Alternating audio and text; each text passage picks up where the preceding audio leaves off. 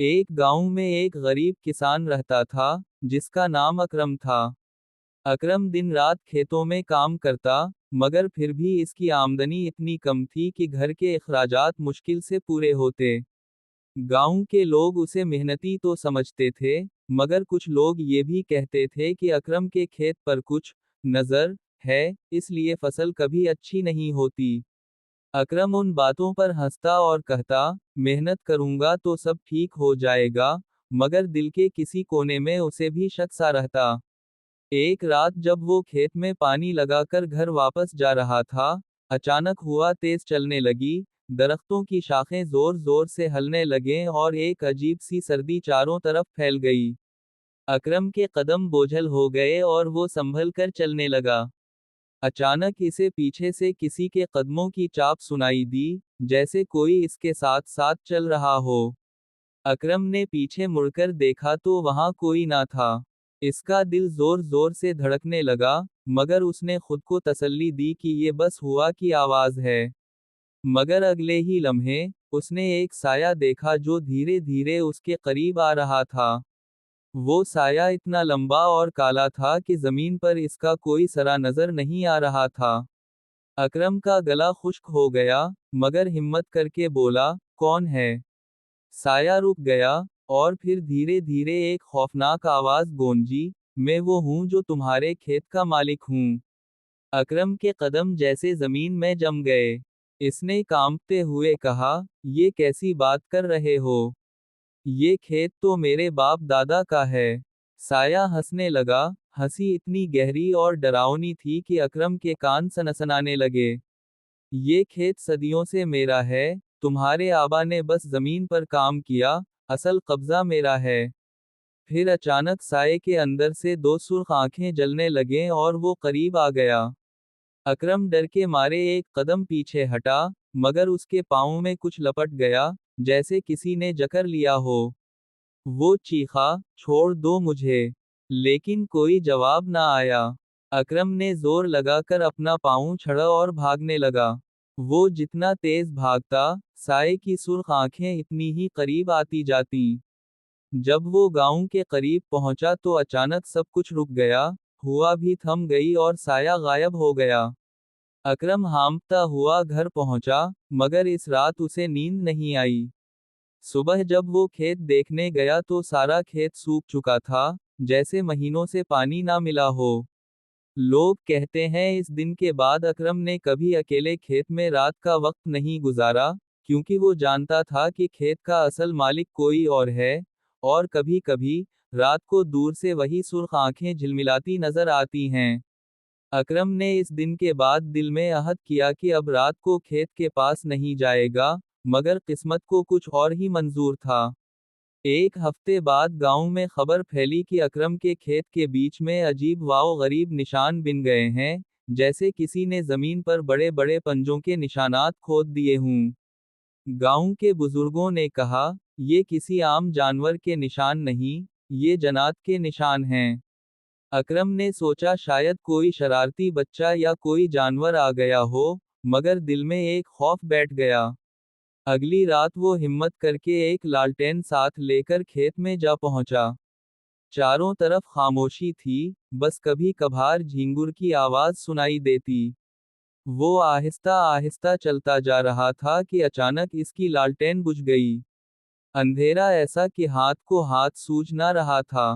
پھر کہیں دور سے ایک بھاری آواز آئی، اکرم! وہ آواز اتنی دھیمی اور گہری تھی کہ کانپتے ہوئے اس نے پیچھے مڑ کر دیکھا۔ کچھ بھی نظر نہیں آیا، مگر اس بار آواز قریب سے آئی، اکرم، تم واپس کیوں آئے ہو؟ اکرم کا دل زور زور سے دھڑکنے لگا۔ اس نے کہا، تم کون ہو؟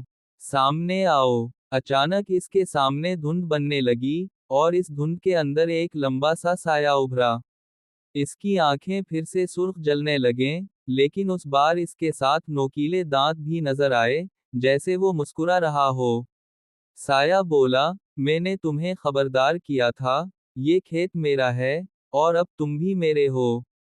اکرم پیچھے ہٹنا چاہتا تھا مگر اس کے قدم جیسے زمین میں دھس گئے ہوں۔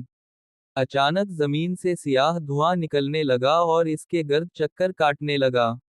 अकरम को महसूस हुआ जैसे हजारों बर्फ जैसे ठंडे हाथ इसे पकड़कर नीचे खींच रहे हैं। वो जोर जोर से मदद के लिए चलाने लगा, मगर आवाज जैसे गले में फंस गई। फिर अचानक आसमान पर बिजली कड़की और एक लम्हे के लिए सारा मंजर रोशन हो गया। अकरम ने देखा कि खेत में कई और साए मौजूद हैं, सबके चेहरे डरावने, आंखें खून की तरह लाल, और वो सब उसकी तरफ बढ़ रहे थे। उसी लम्हे गांव की मस्जिद से अजान की आवाज गूंजी। जैसे ही अल्लाह अकबर की सदा आई, वो तमाम साए पीछे हटने लगे, उनकी आंखों की रोशनी बुझने लगी, और वो धुंध में बदलकर गायब हो गए। अकरम जमीन पर गिर पड़ा, पसीने में शराबवर, मगर जिंदा था। इस रात के बाद अकरम ने कभी खेत में रात को कदम नहीं रखा। गांव वाले आज भी कहते हैं कि अगर कोई सूरज गुरूब होने के बाद वहां जाए तो कभी कभार दूर से सुर्ख आंखें और धुंध में लिपटे लंबे साए नजर आते हैं, और एक भारी आवाज गूंजती है, ये जमीन मेरी है। अकरम ने जिनकी सुर्ख आंखें देखने और इस खौफनाक रात के बाद फैसला किया कि वो कभी खेत में रात को नहीं जाएगा। लेकिन अगले दिन गांव के एक लड़के ने आकर कहा, अकरम चाचा, आपके खेत में फिर अजीब निशान बने हैं। अकरम डर गया, लेकिन सोचा अगर आज भी मैं डर के पीछे हट गया तो शायद हमेशा के लिए अपनी जमीन खो बैठूंगा। इसने वजू किया, कुरान पाक की चंद आयात याद की और दिल में ये नियत की कि वो अल्लाह का नाम लेकर इस आजमाइश का सामना करेगा। रात को वो खेत में पहुंचा, लालटेन हाथ में थी और जबान पर आयत अलकरसी। चारों तरफ खामोशी थी, बस हुआ की हल्की सी सरसराहट सुनाई दे रही थी। कुछ ही देर में वही सर्द हुआ चलने लगी और जमीन से धुंध उठने लगी। धुंध के अंदर वही लंबा साया उभरा, सुर्ख आंखों के साथ। इस बार साया बोला, अकरम, मैंने कहा था ये जमीन मेरी है, तुम क्यों आए हो? अकरम ने कांपते हुए भी मजबूत आवाज में कहा, ये जमीन अल्लाह की है, और अल्लाह ने उसे मेरे रिस्क के लिए दी है, मैं किसी से नहीं डरता सिवाय अपने रब के। साया लम्हे भर को रुक गया, जैसे ये जवाब उसने कभी ना सुना हो।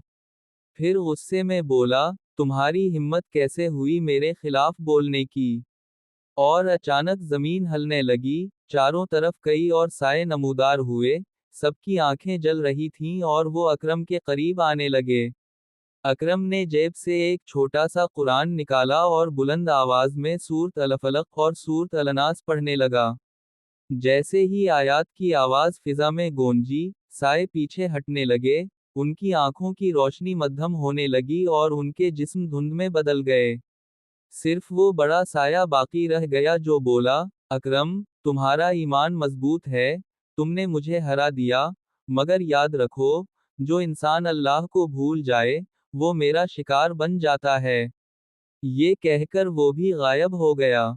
इस रात के बाद अकरम की फसल पहले से ज्यादा अच्छी होने लगी। गांव के लोग हैरान थे कि जो खेत हमेशा कम पैदावार देता था, वो अब सबसे ज्यादा अनाज देने लगा। अकरम बच्चों को ये किस्सा सुनाते हुए हमेशा एक बात कहता, डरो मत, चाहे कैसा भी साया हो, चाहे कितनी भी अंधेरी रात हो, अगर दिल में अल्लाह का खौफ और जबान पर इसका नाम हो तो कोई जिन, कोई इंसान, तुम्हें नुकसान नहीं पहुंचा सकता।